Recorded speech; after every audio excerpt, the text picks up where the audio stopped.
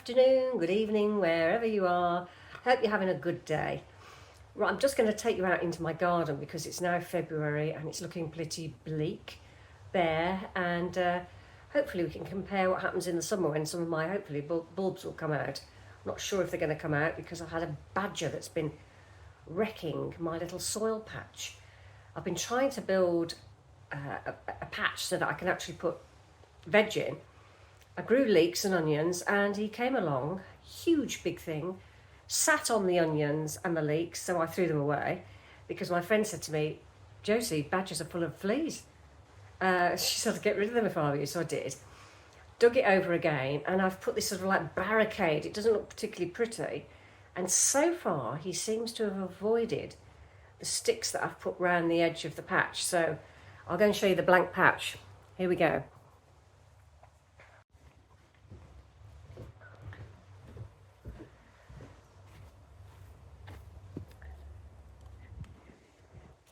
So, pretty bland, pretty bleak, not much going on, and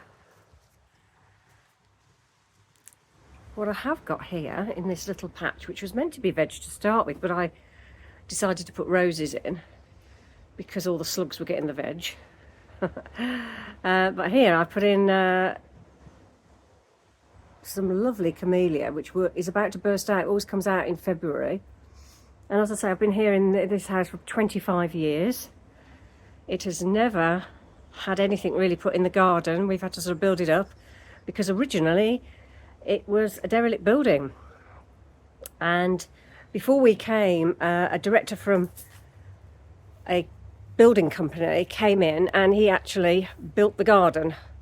He put the grass on the lawn, which I'm just going to show you in a second. We've had to turf it twice because of the pine needles drying it all out on the section behind the cars. I'll walk around in the perimeter in a minute, but you can see it's pretty bland, not much here, but when we bought the house there was a few plants under the window. I've changed them over the years.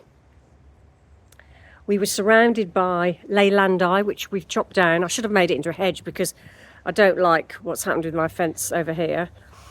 I should have kept the leylandii and just made it, leveled it off. But I was chopping down the trees and then I ended up having somebody else chop them down. And my husband nearly got killed because he chopped one down and the tree started to go over the fence and nearly hit cars. He lost his glasses in the process. It was quite a horrendous day. So he had to get a rope and was pulling the tree as he was trying to chop bits off it. It was just unbelievable. So best to get the professionals in and not do it yourself. So round here near my new shed, it's been there for a couple of years. I had an old shed before which deteriorated. Round here I decided to have another veg patch, have another go. But as I say, it looks like some kind of twig fortress because of the badger and the huge holes he's been trying to dig in. Now next door I've got a 30-foot long office shed. So it's got a concrete base, so the badger would have gone in and then used a little run to get through to his garden. But I have tried to stop that. And I've got this little device from Amazon which you turn on and the lights come on if an animal comes nearby and it squeals. So that's been a bit of a good device. I've put these little mats down which are soft. They're very soft to touch but might deter animals. I got those from Amazon as well as the squealing machine. And then I've put plant pots near the big hole because he was digging right under and actually tearing this green matting, this netting that I've put up. He's actually ripping the net with his paws. But I think my pots have sort of deterred that, but I do want it to look neat and tidy. Now what I've put in here is 50 or 60 pounds worth of bulbs. I actually put them in and I can see a few coming up, but I did put a huge line across the back and I don't know whether they're going to come up now because he's been digging so much. There's a few there. Doesn't look much now, but let's see what happens when they grow. There we have it. Not sure whether just to turf it over again because I don't want it to look untidy. So I've broken sticks off and you can can see I've put loads in. Wasn't sure whether he would bulldoze through them, but as yet he hasn't. Just coming round onto the paved area, had this jet washed at the end of the summer, and then we had loads of storms and wind and mud, and it's not looking the cleanest. It's since I had it done. It's quite expensive to have it jet washed.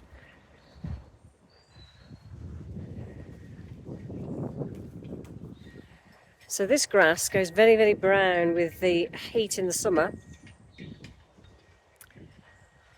And as I say, we've had it turfed twice, so I'm not going to do it again. And if we don't pick the pine needles up from the trees, it does look like nobody lives here, so it's a real task to keep on top of it. And there they are. I'm just going to look over the wall, because when we had our cars dented a few months ago, mine hasn't been fixed yet because I refused to have it done until liability is accepted by the association who should manage the trees. Let's have a look over the wall. We've had a clear up operation here because it was full of twigs and branches after the last couple of storms. I'm just going to look over the wall, and there's the life of the squirrels. Oh, they're having a good chase.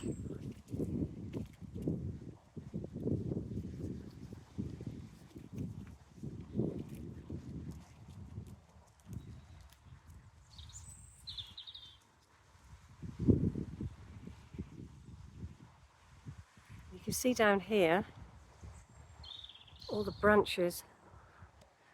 These are the sort of huge branches that come off pine trees.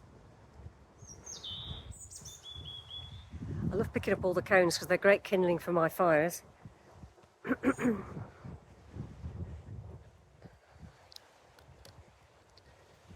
And in the distance you can see the tree that came down in the distance, and a huge branch hit our cars. It's still there.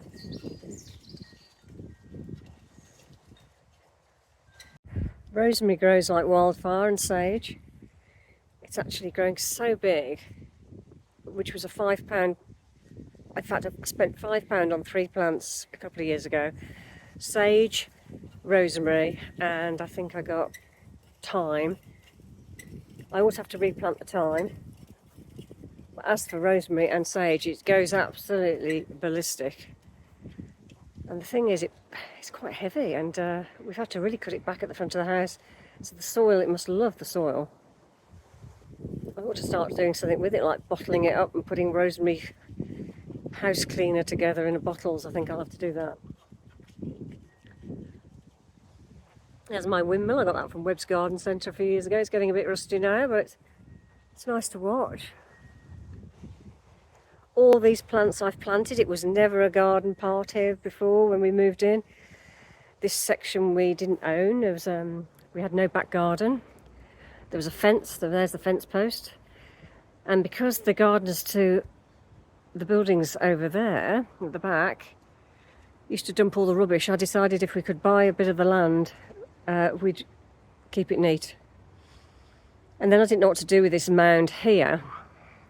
And I used to have my washing on it. I had 3 hens running around. Great to have the eggs. And guess what? The hens disappeared on Christmas Eve. And I have no idea where they went, whether a fox had them.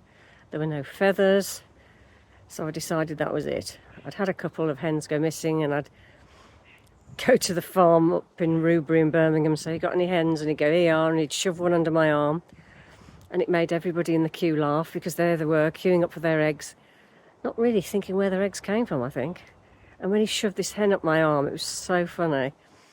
And to think, for £4 for one hen, I got 300 and odd eggs. I know I have to give them feed and whatnot, but they were great fun, lovely characters, running around chasing you. But they do cause a bit of a mess, not as bad as ducks, but they scratch around. And of course I didn't want to attract any mice or rats, and I think the feed can sometimes attract that. I dug 5 holes and put this laurel in, and look at the height of it now, about 10 feet, even more. That was about 5 or 6 years ago. I bought the plants $3.99 each, and there I dug these holes, and my friend said, Josie, you don't have to get on with it. You say you're going to do something and you do it. And the reason I did it was we'd had a fence that had cost a lot to put in, and it just rotted. So I thought, right, hedging is best, and I'm thrilled. Really good. Good coverage, looks better, less stark. And this plant here, which I said on the packet, it would go to 4 feet. That's gone really high. And again, that was a tiny little plant, and over the years it's grown. So this was all grassed originally on a hill, and we've taken some soil off and tried to keep it back with these, what do you call them, sleepers. And I think the soil is pushing the sleepers out now, so we've got to do something like either put a strap in or take the soil out. It's starting to push against the earth. So that's a little tour. We've got a white camellia here, which I put in. Another pink one at the back, which always gives lovely flowers. I planted a pink cherry tree, and that's secured by bricks to make sure it didn't blow over, and it's doing well. So bits and bobs. When it's very, very hot, it's a great part to come here at the back because it's north facing, so it's very cool and keeps you shaded. We did have an issue here with sycamore trees. We had about 3 sycamore trees which we had to get cut down because they cracked, all the roots cracked my sewage pipes, and it caused a great deal of problems, and none of the sewage in the house is working properly because all the pipes were cracked because of the roots of the trees. So luckily they weren't my trees and they got cut down. So the only thing I can do is put gravel down and keep it as tidy as we can. Lawnmower's kept there. So a nice space. I've got a log store, which we were putting all the logs from the sycamore trees in, but they're quite, the logs take years to dry out. You really need kiln dried logs when you've got log burning fires. And we've not long had this dug out because it had a tree in. So I've got a man with a mini digger, and he took it out, the root, put some nice shale down, grey shale, so we can park the cars next to each other. We've moved them at the moment because of the wind. We don't want another incident. Last night it was windy, so we don't want branches coming down. The house needs another paint. I painted the bottom about 5 or 6 years ago, and it's really needing another coat now. And I couldn't do the top, and I got this guy and he couldn't believe that I'd painted all the bottoms. And the colour of the paintwork is Matchstick by Farrow & Ball. Now, Farrow & Ball are good quality paints because they say on the tin it will last about 6 years, and it certainly has. It's starting to go now because it's very, very hot here. It's south facing, so it gets all the heat in the summer. So obviously paintwork suffers for that. I painted the door with a Little Green Paint Company paint. I think it's called Atomic Red. It's very much an orange rather than a red. I've painted it all sorts of colours. I've had it olive green, I've had it blue, navy blue, I've had it all white from Farrow & Ball. That looks a bit too pale. I think it goes well with the actual Matchstick creamy paint, but I may change the front to a green because at the back, just show you, at the back I went with Farrow & Ball French grey because I wasn't brave enough to put it on the front in case I didn't like it. And now every time I go for walks and see other people's houses, they have it in a green, and I like it. And this is an old part of the house, and it's definitely in French grey, which is really a greeny colour, as I say. It's not Matchstick. I think the green goes with red brick, actually. It's certainly better than white, because the house was white when we first came. And that's a little tour of the paintwork outside. Just coming over to this fence here, I did have a lot of Leylandii, as I say, and we took out some of the trees. One of the big trunks is here. And this is a lovely crabapple that has beautiful blossom in the spring. So the old, are they called dupes? I don't know. Old crabapples are should fall off. I haven't really made anything with them. I feel a bit guilty for doing that, not doing anything with them. Made a bit of a mistake a few years ago and we tried it and we hadn't got any muslin cloths and we just had this thick sludge in it as opposed to a crabapple jelly, so must try better and do better next time. Now the fence, I've always not liked the fence. I've painted the panels, they've never looked particularly good. So I've just let the ivy grow and it's actually looking better than not having it on there. So I've let nature take its course instead of dragging all the ivy off, because it's looking quite like a hedge. So I think once it's all covered, it'll look so much better and less grubby looking with the green. Anyway, this tree here in the middle was a beautiful, beautiful cherry tree, and the blossom was gorgeous, and the wrong branch got cut off, and you should never cut a cherry tree at certain times. So because the tree is actually sturdy, we've left it. The birds like to sit in it, and the ivy is actually crawling up it. So I actually think if all the branches get covered, as long as it doesn't weaken what's already there, it might look quite a good feature. And as I say, the birds like to sit in it.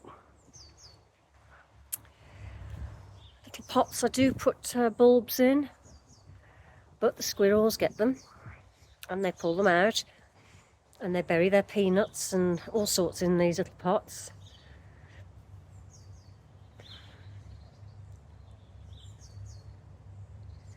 And the base here is full of weeds and whatnot. I do pull them out and then I sometimes just let it go because it looks better than just gravel. And then at the back here, back near the shed, is where this badger seems to be getting through, near my logs. I've got a bit of a log pile, and he seems to be getting through a gap down there. So we'll let him carry on. And that's the tour of the garden in February. So we hope that we see a bit of colour soon, and I shall show you when it happens. I've got lots of David Austin roses in the garden, which I've put in. I've got Lady Charlotte, I've got the Generous Gardener, Spirit of Freedom, Harlow Carr. I love David Austin roses because the scent is unbelievable. So when they come out, I shall show you. I've been collecting my coffee grinds in this little bin of late. So I'm going to put them outside into the soil to see if it enriches the soil as it's supposed to do. And I know lots of coffee shops give you these coffee grinds now in bags, so it's always worth asking if they've got any they can give you. So here we go, let's go outside and put it in. So here's my bag. It's rather windy today.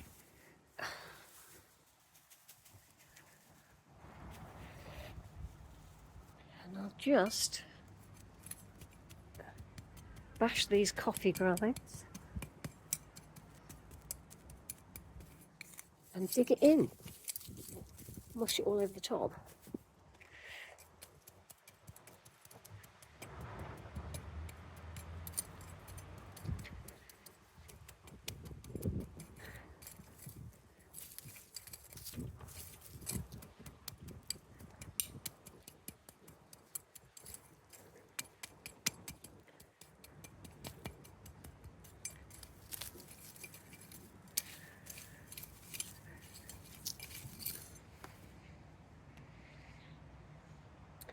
So let's hope that does it.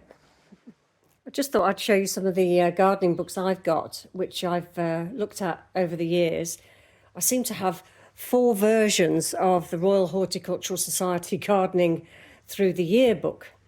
3 of them are Christopher Prickle, the editor-in-chief, and then I think this is the latest one, which is, again, nice and small, not too huge, and it takes you through the months. So for February, lots of inspiration all the way through the months, which I like because you know what to do each month. And nice little pictures to go with the guides of what to do. So for February, What does it say? What to do in February around the garden. It talks about trees and shrubs, climbers, perennials, planting bulbs, annuals and bedding, lawns, vegetable and herbs. So it takes you through sowing peas in guttering to save on space, using plastic guttering if you've got some spare. So that's a nice book, and it's got a nice feel to the pages. I always like the dry pages rather than the shiny pages for some reason. And my other one is Adam Frost. Now, I've always watched Gardener's World for many, many years, and I love Adam Frost, and I love it when he shows his own garden because it's just perfect. Fancy having him in your garden doing the work. And again, nice sections, lovely pictures for inspiration. I just absolutely love it. And he's got a section at the back, which is all about, you know, what to do with some of the produce. He's got a few little recipes. And in fact, I looked at this one, it caught my eye. I'd forgotten about this. It's how to make ginger rosemary syrup. Now, I've got lots of rosemary, as I said, in the garden, so maybe I'll have a go at that. Lovely, lovely, lovely pictures. So, yeah, some inspiration for coming into spring.